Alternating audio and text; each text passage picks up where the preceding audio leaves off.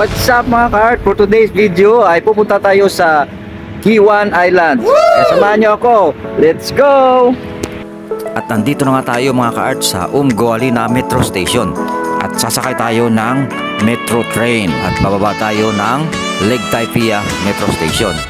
At dahil nga pagsakay ko ay maraming pasahero, kaya tumayo na lang ako. At ito na nga tayo at nasa ArTmAkEr Metro Station na tayo at aakyat pa tayo ng 3 escalator. Okay, let's go! Woo!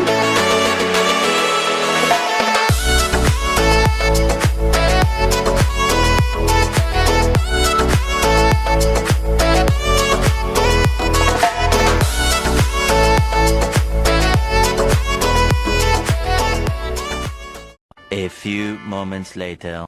At andito na nga tayo mga ka-art sa Godbless Metro Station. At sasakay naman tayo ng Metrolink bus papuntang Gewan Island. At ito ay free. Pwede na! Oo, tama ang narinig mo. It's free. Sana all.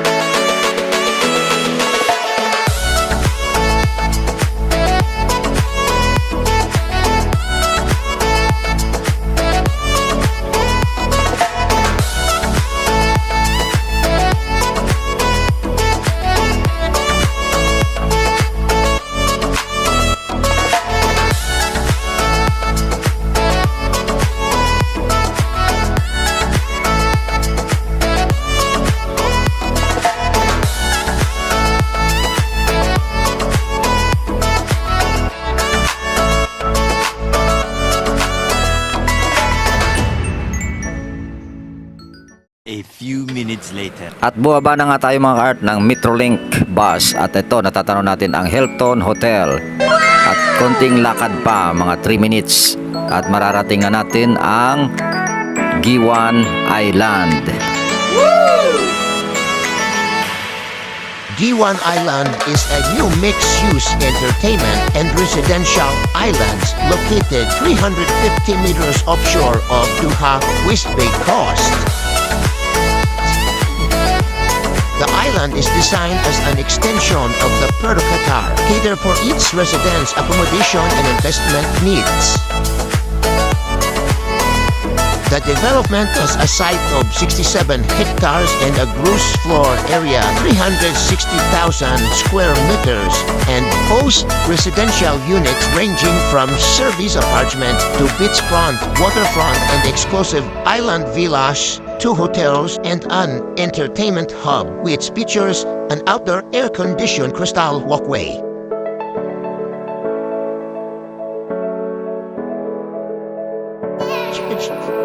The island is also home to a 9-hole golf course, a clubhouse, and a mosque on a total built at 360,000 square meters.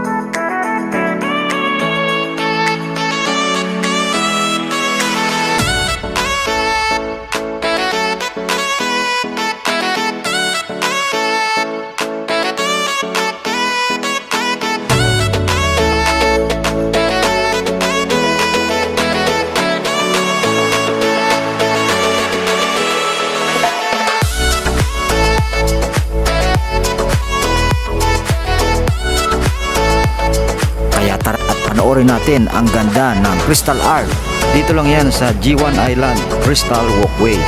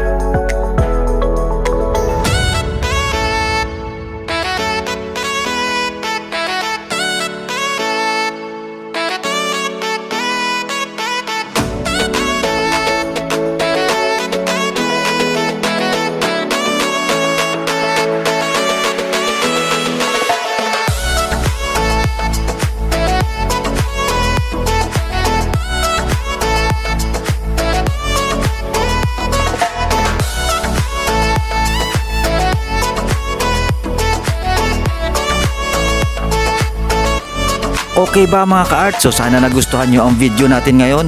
At hanggang dito lang muna ang ating video kasi medyo mahaba-haba na. Kaya abangan ang ating next video. Thank you for watching. God bless us all.